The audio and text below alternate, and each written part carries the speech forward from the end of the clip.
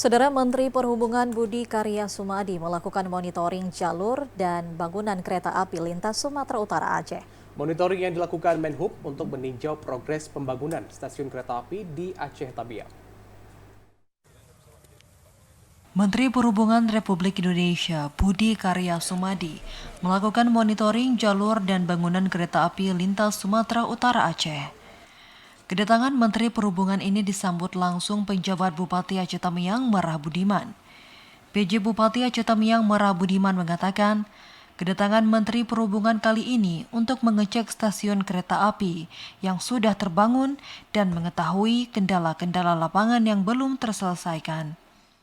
Merah Budiman mengharapkan pembangunan rel kereta api segera terselesaikan untuk mendukung kelancaran distribusi dan pertumbuhan ekonomi masyarakat, terutama kemudahan distribusi melalui jalur darat seperti jalan tol dan kereta api, sehingga percepatan pertumbuhan ekonomi masyarakat dalam rangka memberantas kemiskinan ekstrim di Aceh lebih mudah dan cepat.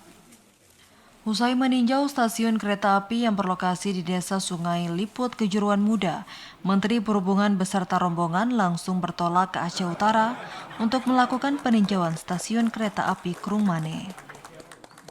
Dari Aceh Tamiang, Abdul Rozak, TVRI Aceh melaporkan.